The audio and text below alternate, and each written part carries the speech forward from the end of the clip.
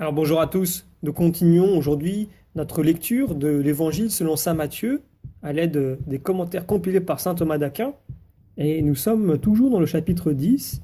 Nous allons voir maintenant les versets 29 à 31, donc que je vais lire. Deux moineaux ne se vendent-ils pas un as, et pas un d'entre eux ne tombe sur la terre sans la permission de votre Père? Quant à vous, même les cheveux de votre tête sont tous comptés. Ne craignez donc point, vous valez, vous, plus que beaucoup de moineaux. Alors, pour prendre maintenant les commentaires, commençons par saint Jean Chrysostome, donc qui nous fait ce rappel. Après avoir banni de leur âme la crainte de la mort, le Sauveur ne veut pas que ses apôtres purent se croire abandonnés, s'ils venaient à succomber. Il ramène de nouveau son discours sur la providence de Dieu et leur dit « Est-ce que deux passereaux ne se vendent pas une obole ? Et cependant pas un ne tombe à terre sans la permission de votre Père. » Saint Jérôme, lui, nous donne un sens au sujet des paroles. Si de petits animaux ne périssent pas sans la permission de Dieu, et donc il développe, si sa providence s'étend à toutes les créatures, et si celles d'entre elles qui sont sujettes à la mort ne peuvent périr sans la volonté de Dieu, vous, dont la destinée est éternelle, devriez-vous craindre que la providence vous abandonne dans le cours de cette vie? Saint Hilaire, lui, donne un sens mystique. Il dit que ce qui est vendu, c'est le corps et l'âme. Et celui auquel on le vend, c'est le péché. Ceux qui vendent deux passereaux pour une obole sont ceux qui étaient nés pour prendre leur essor et s'élever jusqu'au ciel sur les ailes de la grâce et qui se vendent pour un misérable péché. Donc séduits par les voluptés de cette vie et acquis par avance aux vanités du siècle, ils se prostituent tout entiers et se vendent à ce vil prix. Or, la volonté de Dieu, c'est que l'une de ces deux substances s'élève par son essor au-dessus de l'autre. Mais une loi qui a également Dieu pour auteur veut que l'autre soit plus porté à tomber qu'à s'élever. De même que s'ils avaient pris leur vol ensemble, ils n'auraient fait qu'un, et que le corps serait ainsi devenu spirituel. De même, lorsqu'ils sont tous deux vendus au péché, l'âme devient terrestre et matérielle au milieu des souillures du vice, et les deux substances n'en font plus qu'une seule, que les inclinations de la chair font tomber violemment à terre. Saint Jérôme, lui, nous prend les paroles « Tous les cheveux de votre tête sont comptés » et il nous indique que donc ces paroles montrent l'immense providence de Dieu à l'égard des hommes et qu'elles sont une preuve de cet amour ineffable de notre Dieu pour lequel il n'y a rien de caché. Au sujet de l'action de compter, saint Hilaire nous dit qu'elle indique le soin que l'on prend d'une chose.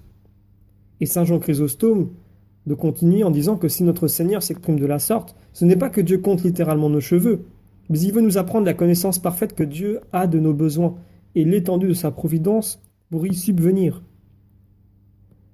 Saint Hilaire va nous parler donc de la résurrection de la chair. Il nous dit que ceux qui la nient se moquent de l'interprétation de l'Église, comme si nous disions que les cheveux qui ont été comptés et qui sont tombés sous les ciseaux doivent ressusciter. Mais le Sauveur ne dit pas « tous vos cheveux seront conservés », mais seront comptés.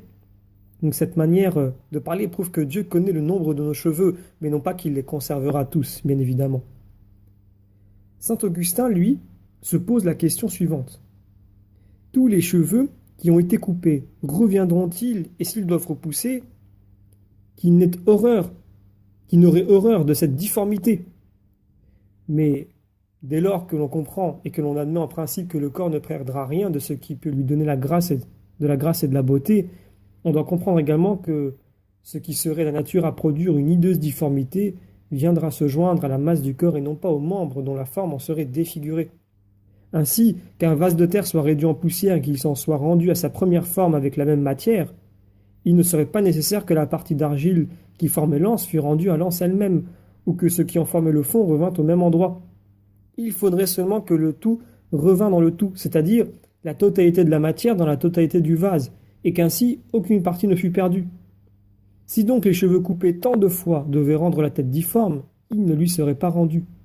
Car grâce à la mutabilité naturelle de la matière, ils prendront la forme de la chair pour occuper n'importe quel endroit du corps, suivant que l'exigera l'harmonie des parties qui le composent. On pourrait d'ailleurs entendre cette parole. Pas un cheveu de votre tête ne périra, non de la longueur, mais du nombre des cheveux. Comme paraissent l'indiquer ces paroles, les cheveux de votre tête sont comptés. En effet, nous dit saint Hilaire, il ne serait pas digne de Dieu de compter ce qui doit périr. Aussi, afin que nous sachions bien que rien de ce qui compose notre être ne doit périr, il nous assure que nos cheveux eux-mêmes ont été comptés. Nous n'avons donc à craindre aucun danger pour nos corps, et notre Sauveur nous confirme dans cette assurance que les paroles qui suivent, donc par les paroles qui suivent, ne craignez pas, vous valez plus que beaucoup de passereaux. Donc ces paroles, nous dit saint Jérôme, rendent plus clair le sens de ce qui précède, c'est-à-dire qu'ils ne doivent pas craindre ceux qui ne peuvent que tuer le corps, car si les plus petits animaux ne peuvent périr sans que Dieu le sache, combien moins l'homme que Dieu a revêtu de la sublime dignité d'apôtre. Ou bien, nous dit saint Hilaire, en leur disant qu'ils valent mieux qu'un nombre de passereaux, notre Seigneur montre qu'il préfère les fidèles qu'il a élus à la multitude des infidèles, parce que ceux-ci tombent sur la terre, tandis que ceux-là prennent leur vol vers les cieux. Et pour finir, saint Rémi nous donne un sens mystique. Il nous dit que Jésus-Christ est la tête et que les apôtres sont les cheveux, et c'est avec raison qu'il assure que ces cheveux ont été comptés, parce que les noms des saints sont écrits dans le ciel. Et donc nous terminons ici notre lecture des commentaires compilés par saint Thomas d'Aquin sur l'évangile selon saint Matthieu chapitre 10, versets 29 à 31.